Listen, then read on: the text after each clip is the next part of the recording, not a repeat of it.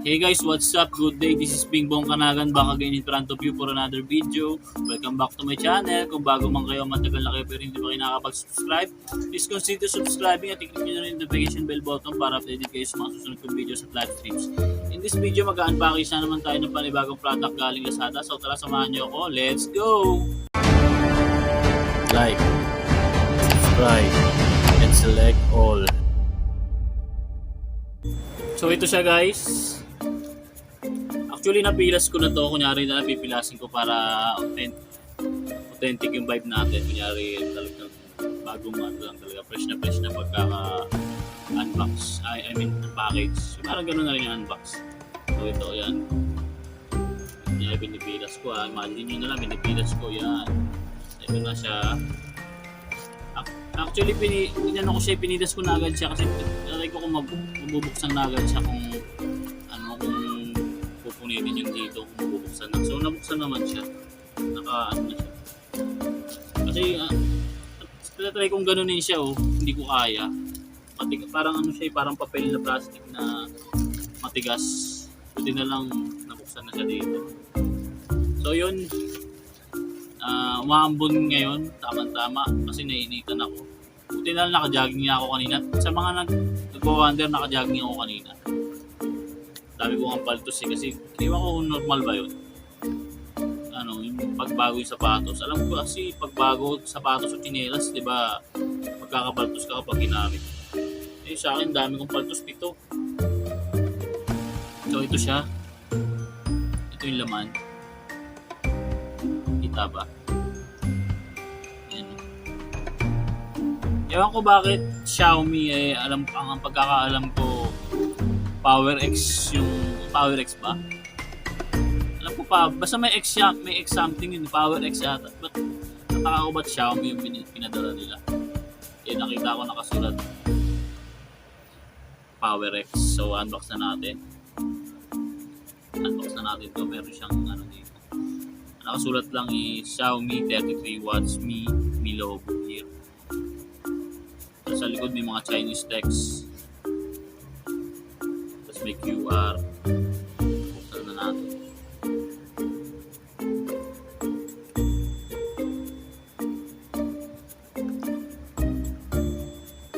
Sobrang saya ko kasi hindi na ako manghihiram ng charger sa ating ko kasi nahiram na ako sa kanya. Try ko rin try ko rin lagay yung link dito sa video na to. Try ko ilagay yung link. Yan. So yan, nabuksan ko na. Nakahiwalay yung adapter sa cable. So ito na yung mukhang good quality. Ito na yung adapter kung tawagin. Tama ba? Adapter o adapter? Alam ko adapter adapter. Wall adapter. Ayan, nakasulat sa kanya 33 watts. Masyado yata maliwanag ng flash ng ko. Tripod ko kaya hindi makita. Ayan, 33 watts. Tapos yung cable niya na mismo. Diba? Quality. Binasi ko to sa guys, binasi ko to sa review. Meron kasi ako nakita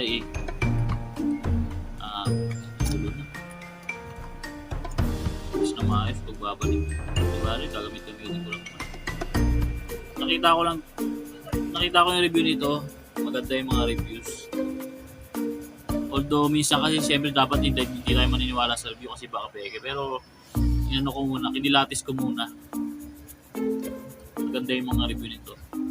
Kasi meron naman ako nakita may review siya. Sumabog yung charger kaya natatakot din ako umorder sa mga online.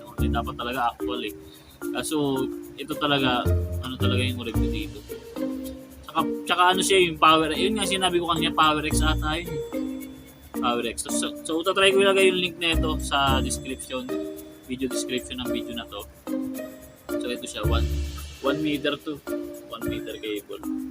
Kanina kasi kinuha na ng ate ko yung charger niya, kinuha niya na kanina. Nakalis na yung ate ko. So, saya ko. Meron na akong charger. Kapit muna natin. Saksak natin. Orange nga pala yung ano nila, yung nasa loob. O puwet kung tawagin.